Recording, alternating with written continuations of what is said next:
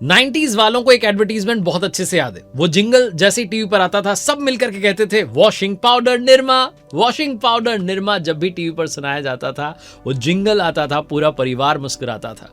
मोहल्ले के बच्चों के लिए ये फेवरेट गाना था और हर घर की बाल्टी में, हर अलमीरा में सिर्फ और सिर्फ निरमा होता था।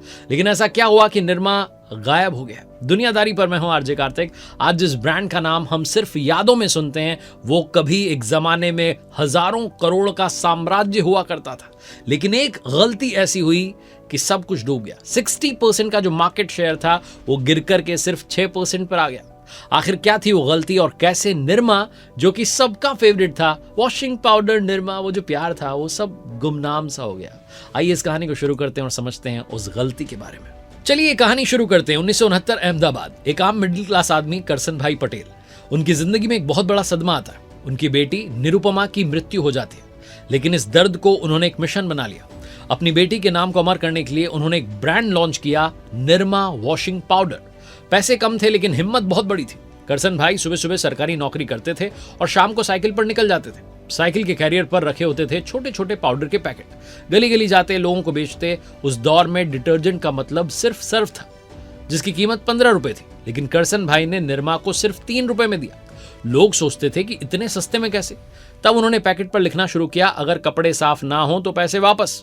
और यहीं से लोगों का भरोसा जीत लिया। धीरे धीरे भरोसा इतना बढ़ा कि निरमा सिर्फ शहरों में ही नहीं, गांवों में भी फैल गया। घर की जो गृहिणियां थीं उन्होंने इसे हाथों हाथ लिया, क्योंकि सस्ता था, असरदार था। और 1990 आते आते हर 100 में से 60 घर जो है सिर्फ और सिर्फ निरमा इस्तेमाल करते थे। यानी मार्केट शेयर जो है 60% तक पहुंच गया था, जो किसी भी इंडियन ब्रांड के लिए अपने आप में एक रिकॉर्ड था।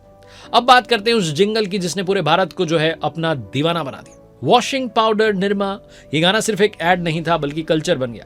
टीवी पर, रेडियो पर जब भी आता था लोग साथ साथ गुनगुनाते थे। उस दौर की मशहूर एक्ट्रेसेस हेमा मालिनी, रीना रॉय, श्रीदेवी, सोनाली बेंद्रे जब निरमा के विज्ञापन में दिखीं तो ब्रांड की पॉपुलैरिटी आसमान छूने लगी। उस समय घर की महिलाएं इन्हें रोल मॉडल मानती थीं और ब्रांड से इमोशनली कनेक्ट हो गई। लेकिन असली खेल बदला 1990 के आखिर और 2000 के शुरुआती दशक में। इंडिया चेंज हो रहा था। टीवी, सिनेमा और मॉडर्न लाइफस्टाइल की वजह से लोग अब सिर्फ सस्ती चीज नहीं चाहते थे। लोग चाहते थे बेहतर क्वालिटी, मॉडर्न पैकेजिंग और नई टेक्निक। इसी दौरान मार्केट में उतरे सर्फ एक्सेल, एरियल, टाइड जैसे इंटरनेशनल ब्रांड्स। उन्होंने दाग हटाने वाले नए फॉर्मूलाज जो उनकी बात की, एडवांस पैकेजिंग की बात की, क्रिएटिव एडवर्टीजमेंट्स लेकर के धावा बोल दिया। सर्फ एक्सेल ने अपना स्लोगन दिया, दाग अच्छे हैं। टाइड ने खुद को ज्यादा सफाई वाला बताया। एरियल ने खुद को प्रीमियम सेगमेंट में लाकर के खड़ा कर दिया। और उधर निरमा उसी पुराने पाउडर और उसी लो कॉस्ट पोजीशनिंग पर अटका रहा।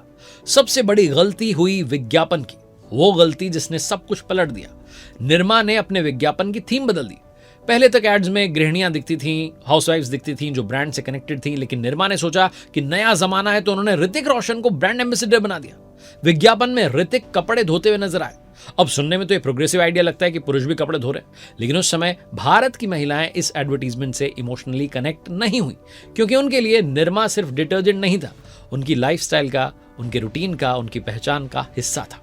और इस सब का रिजल्ट क्या हुआ? ब्रांड के जो सबसे बड़े कस्टमर बेस की बात करें, जो उनकी सबसे बड़ी कस्टमर थी यानी कि गृहिणियां, वो धीरे धीरे ब्रांड से दूर होती चली गई। बाजार में गिरावट देखने को मिली। जैसे जैसे एरियल, टाइड और सर्फ एक्सेल ने मार्केट पर जो है कब्जा जमाया, वैसे वैसे निरमा की जो पकड़ है मार्केट से वो ढीली होती चली गई। 1990s में जो 60% मार्केट शेयर रखता था वो ब्रांड 2000 आते आते गिर करके सिर्फ 6% पर रह गया। जो नाम कभी हर घर में गूंजता था अब सिर्फ यादों में कैद होकर के रह गया। करसन भाई पटेल साहब की विरासत की बात करता हूं।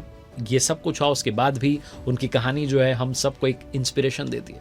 सोचिए, एक व्यक्ति जिन्होंने की साइकिल से शुरुआत की, उन्होंने एक ऐसा ब्रांड बनाया जो देश के हर घर में था। अपनी बिटिया की याद को जिंदा रखने के लिए खड़ा किया गया वो ब्रांड जो एक समय हजारों करोड़ के साम्राज्य में बदल गया। लेकिन सीखने वाली बात क्या है? निरमा की कहानी हमें 3 बातें सिखाती है। पहली, बिजनेस में इनोवेशन जरूरी है। अगर आप समय के साथ नहीं बदलते तो चाहे कितने भी बड़े हों, गिरावट पक्की है। दूसरी, कस्टमर से इमोशनल कनेक्शन मत तोड़ो। एक एडवर्टीजमेंट, एक मैसेज आपके ब्रांड की सोल को बदल सकता है। और तीसरी, पैसे और प्रोडक्ट से ज्यादा जरूरी है विजन।